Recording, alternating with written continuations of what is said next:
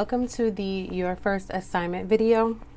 So pretty much what I'm going to be doing is it's just going to be me in this video, me, trusty book here, and our loan documents.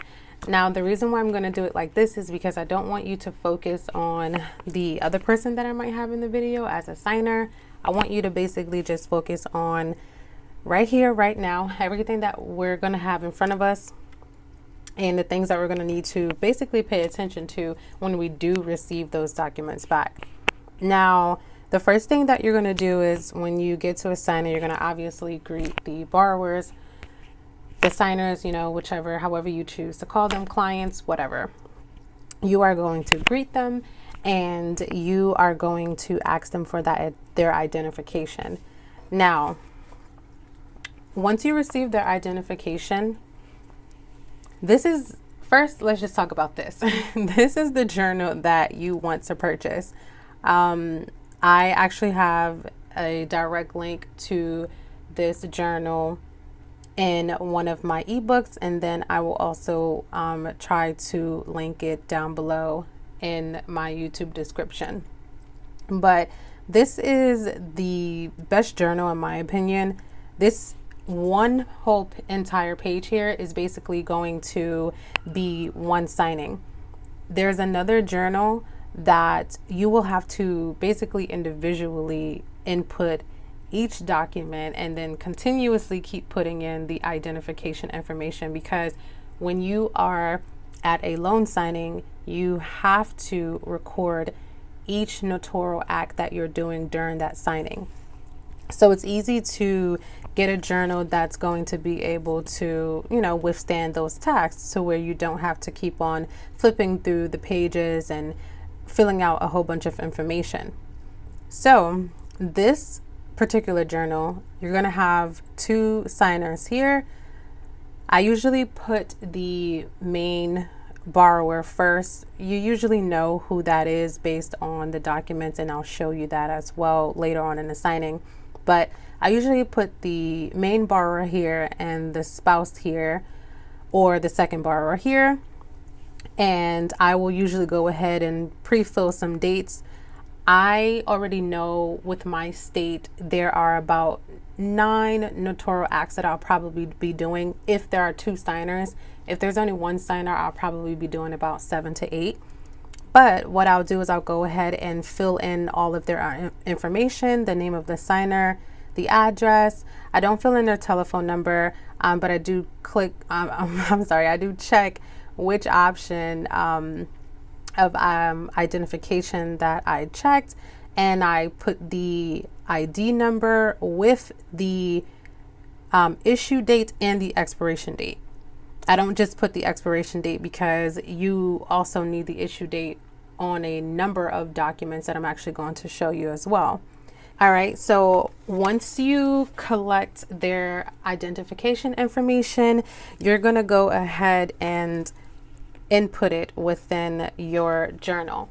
So I only have one ID today, obviously that's just mine. So I'm going to go ahead and fill in the information here.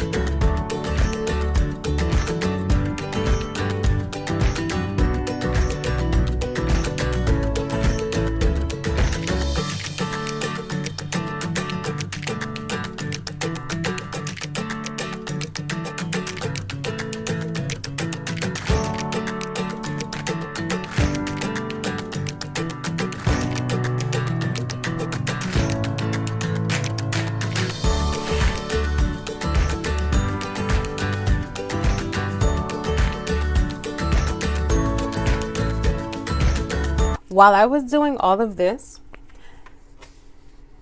what I did first, actually, I apologize. What I did first was, you're going to always want to hand the closing disclosure to the borrower. You're going to hand it to them. You're going to have them look over the information. Just make sure that it is correct while you're filling out your ID information here.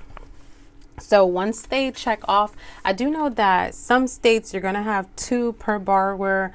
Well, not some states, but some title companies, you're going to have 2 per borrower.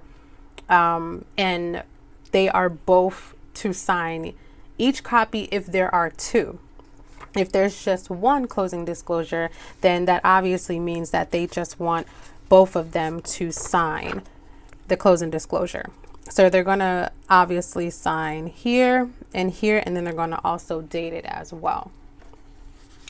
So just so that you can see that. All right. So now that they have looked over the closing disclosure, they signed it, they handed it back to you. Now that they've looked that over, you're going to go ahead and put it face down in a pile right next to you. So this indicates all of the documents that have been signed. These indicate all of the documents that you obviously still have to go through and have them sign.